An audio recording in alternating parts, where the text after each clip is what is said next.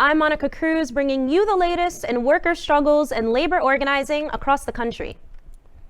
The Rochester AFL-CIO Labor Council last week passed a resolution to call a general strike if President Trump does not respect the outcome of the election. The council also made clear that this time, quote, may require more widespread and vigorous resistance than at any time in recent history. Now, other labor councils across the country have followed suit, including the Central Wisconsin AFL, Western Massachusetts AFL-CIO, and the Seattle AFL-CIO. The Rochester Council stated that it stands firmly in opposition to any effort to subvert, distort, misrepresent, or disregard the final outcome. The AFL-CIO nationally has 56 affiliated unions representing over 12.5 million workers. Unlike other parts of the world where the working class shows its power by shutting everything down, the U.S. does not have a recent tradition of general strikes, not since the 1930s. But the Rochester Labor Council said in a statement, the most powerful tool of the labor movement in our history has been the power of the general strike. Fast food giant McDonald's is facing its fourth racial discrimination lawsuit of 2020.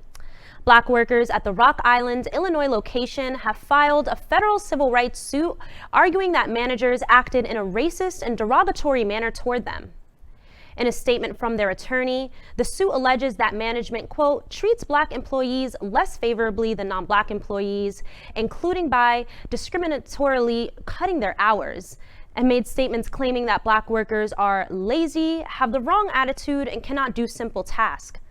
Back in the summer, 2 Black workers at a McDonald's in Florida were fired after filing a federal discrimination lawsuit.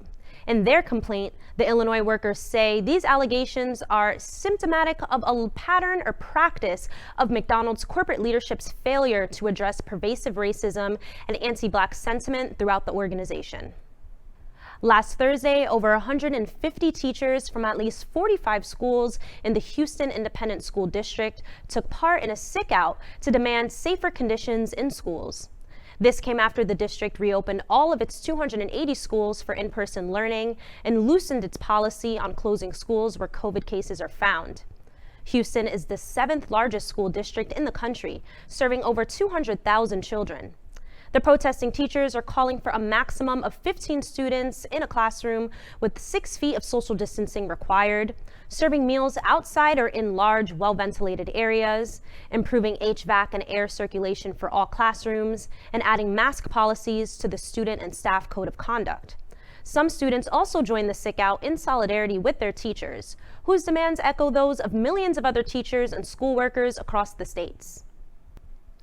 As we reported here on the Picket Line weeks ago, gig economy workers in California are gearing up to stop the passage of Proposition 22, which would allow Uber, Lyft, DoorDash, and other huge corporations to continue operating with the workers falsely classified as independent contractors, with some making as little as about $5 an hour without health benefits, according to a UC Berkeley study. This ballot proposition, which these corporations have spent a combined $200 million to promote, is in reaction to a California law passed to ensure these companies can no longer skirt labor standards using the contractor classification.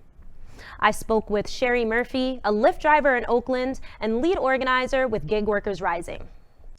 So first off, can you just describe what Prop 22 is and what it would mean for gig workers in California?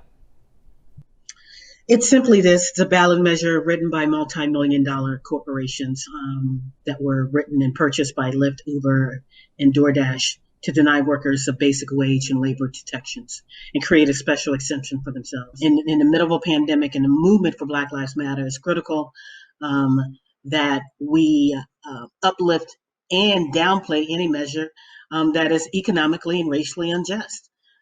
It's important to note that under Proposition 22, that it explicitly does not protect immigrants, who are mostly 60% of the drivers.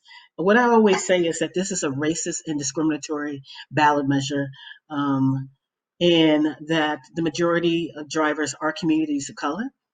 And with this bill, it makes any protections out of reach when one is discriminated, say, for example, on the basis of race. And in the end, if this bill passes, it would create a subclass of workers with no protections, no remedies for generations to come. The bottom line is that we have the title of independent contractors, but we're not treated as such.